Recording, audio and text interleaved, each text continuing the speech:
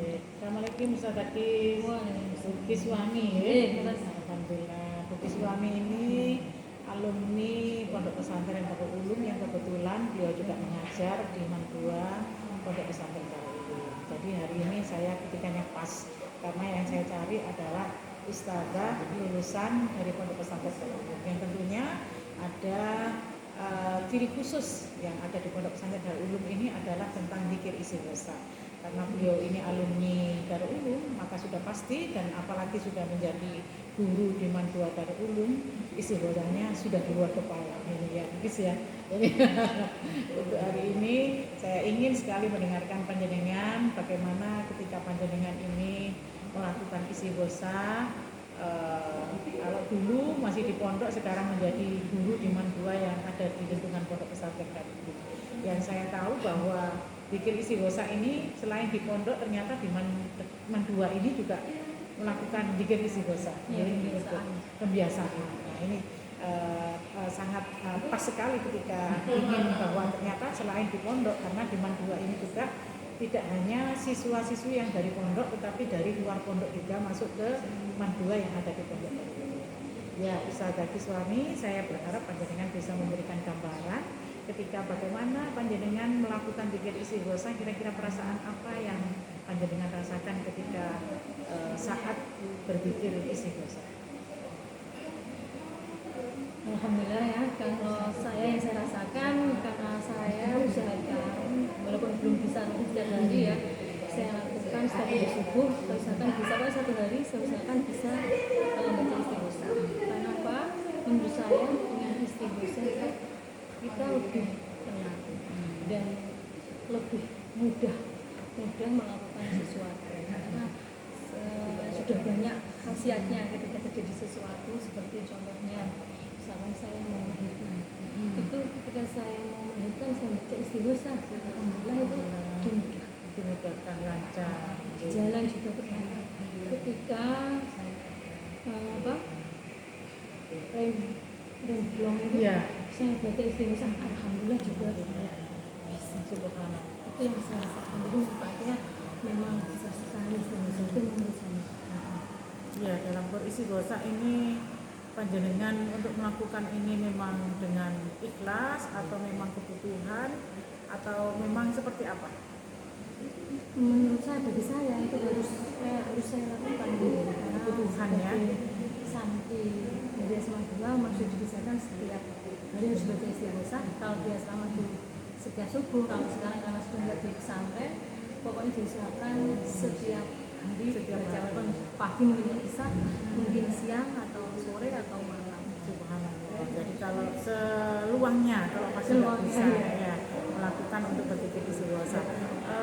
Biasanya begini Ustazah, kalau seseorang itu kan kadang memiliki perasaan yang tidak stabil ya, tidak stabil, kadang bahagia, kadang sedih.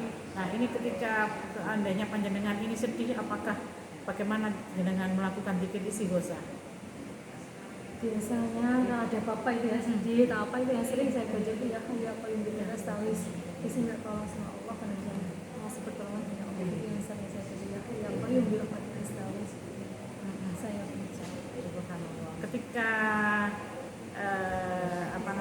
panjenengan punya hajat, kira-kira hajat apa yang sudah pernah dialami dengan berzikir istighosa? Masalah hajat ya, hajat yang kita inginkan kan belum tentu itu baik ya untuk kita. Ya tetap setiap ada hajat saya baca ya. Tapi kadang walaupun saya baca ada yang tidak juga dituruti. Dan menurut saya mungkin itu belum baik untuk saya. Karena saya ya kita baca istighosa berharap apa yang saya inginkan dikabulkan, tapi tetap ya menurut Allah yang terbaik yang mana. Kalau itu baik semoga dikabulkan, kalau tidak ya. Jadi bukan tergantung istighosa, cuman bisa lebih biar tenang kalau sudah dibaca itu lebih tenang gitu. Ternyata kita yang membutuhkan istighosa untuk memohon pertolongan kepada Allah. Alhamdulillah. Kadang-kadang kita kan ini memang hati ini kan selalu berubah-ubah dalam keadaan apapun. Apakah panjenengan juga melakukan istighosa baik sedih atau bahagia? Karena tadi di awalnya kan istighosa kalau pagi nggak bisa, maka kapanpun kalau sempat maka membaca istighosa. Saya usahakan begitu. Tapi misalnya sampai lupa itu kayak jadi punya utang gitu. Menurut saya begitu. bisa begitu. Kalau bisa begitu, kalau nggak melakukan istighosa seperti perasaan punya hutang yang harus dipenuhi. Ya, alhamdulillah. Dari istighosa ini sudah mengamalkan sudah lama gitu ya. Kemudian melakukan dengan penuh penghayatan, dengan khusyuk. Nah, ini perasaannya bagaimana? Itu apa yang dirasakan dalam perasaan panjenengan? Merasa biasa-biasa atau dekat dengan Allah atau merasa lebih aman atau seperti apa? Kalau saya diminti sudah saya lakukan gitu, entah nanti hasilnya terserah, tapi yang lebih tenang gitu. Kalau sudah saya baca itu lebih tenang, jadi gitu saya rasakan seperti itu. Karena ikhtiar saya gitu. Ikhtiar, iya betul ikhtiar untuk taqarrubillah. Ya, mantaqarrubillah kun fayakun gitu kalau menurut Ustazah Kiswami begitu ya. Dari zikir istighosa ini Ustazah, kira-kira apa yang bisa memberikan dampak positif, di antaranya kita bisa beribadah dengan istighosa. Itu ada ibadah-ibadah lain yang bisa membantu, kira-kira apa? Amalan yang lain saya istighosa. Ya puasa sama sholat sunnah itu. Sholat sunnah ini. Dari sini nanti hidup kita insya Allah akan merasa selalu dimanapun, kapanpun merasa nyaman, tenang, damai. Gitu ya, Terima kasih Ustazah Kiswami, mudah-mudahan hajat panjenengan diijabahi oleh Allah, semuanya menjadi manfaat barokah di dunia wal akhirat. Terima kasih Ustazah.